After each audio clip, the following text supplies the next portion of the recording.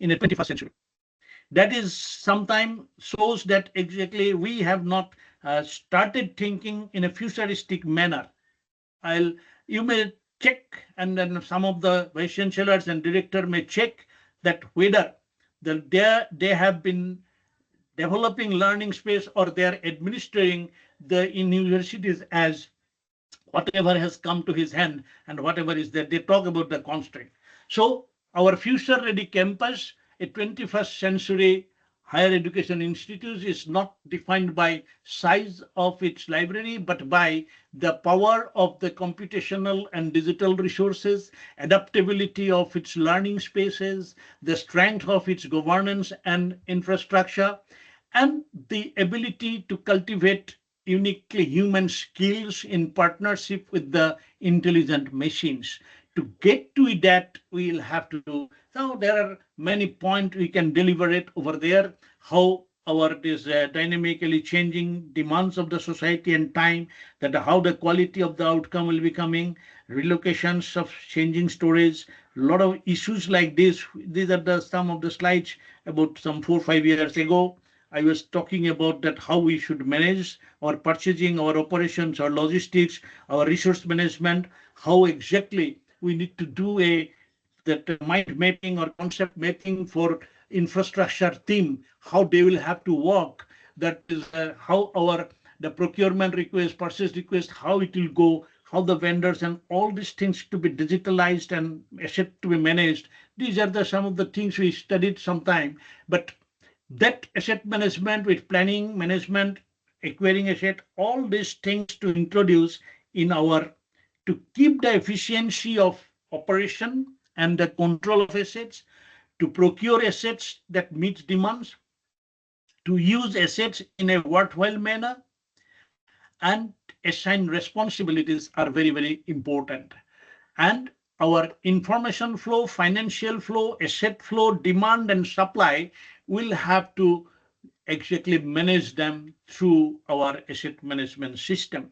And the departments, they will have to manage their physical infrastructure, digital infrastructure, academic infrastructure for teaching and learning, academic products and revenues, and networking and stakeholders with perspective, visibility, and serving. These all things will be coming into the asset management perspectives.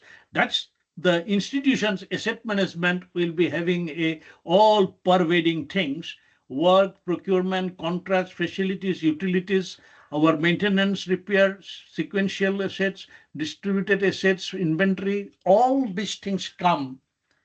So it is not only a matter of studying and appearing in the examination to get a certificate, but we need to develop such a asset management system in our institute so that a strategic business plan comes up with all the total physical assets portfolio.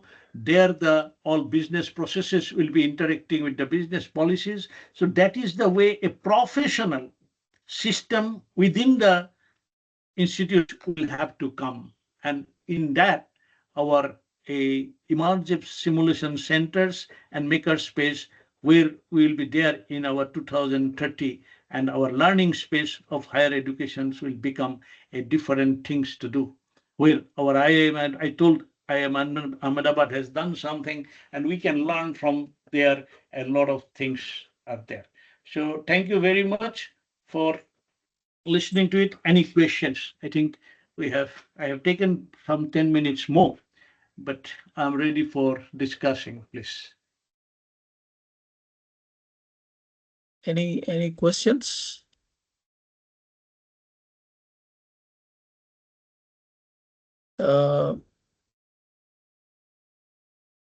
If nobody has a question, then I think I will put one question. I think in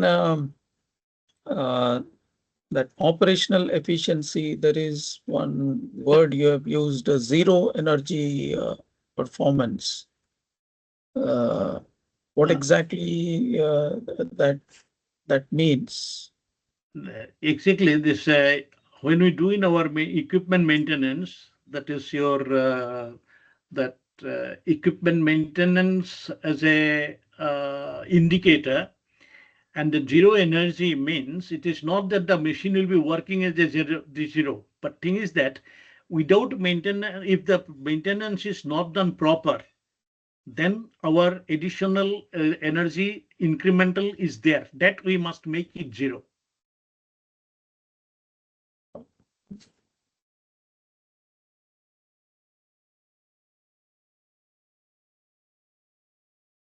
So if there are no other questions, then I would request Dr. Ganesh to do the vote of thanks.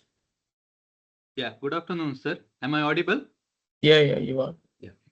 Respected dignitaries, distinguished speaker, colleagues, and dear participants, as we conclude today's webinar, it is my privilege to propose the vote of thanks. On behalf of Asset Management Society India, I sincerely thank Professor Raghuveer Pai for the warm welcome and Dr. Girish for the insightful introduction of our eminent speaker. I extend our heartfelt gratitude to Dr. Kanindra Pathak for his enlightening and forward-looking talk on scientific asset management for next generation universities. Sir, your perspective on the transforming universities into digitally enabled, innovation-driven ecosystems were both timely and inspiring, and they have given us much to reflect upon as academic leaders and practitioners. We also thank all participants for their active engagement and thoughtful questions during the question and answer session, which enriched the discussion and reflected the relevance of today's theme. My sincere thanks to the Asset Management Society India for consistently organizing such impactful knowledge sharing platforms, and to the organizing team for their meticulous planning, coordination, and seamless execution of this webinar. Finally, I thank everyone who joined us today and contributed to making this session a success. We look forward to your continued participation in future AMSI webinars. Thank you all and have a wonderful day. Thank you, sir. I think Thank that you. Yeah, thank you, Dr. Ganesh, Dr. for the Das, vote of thanks. I think Dr. does raise a hand that, and Okay. thank you, Martin, for being here. And I think we were not having many audience and to discuss, but yes, Dr. Das, you wanted to say something.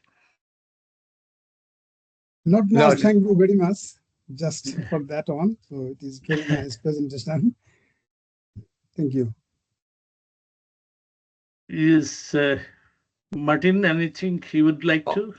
I was just going to say, I actually put in the chat window, I just wanted to thank Professor Pathak for this talk. It really opened up my mind to the use of technology, where the future of learning is going, and wow, you are very much world leading. So thank you very much.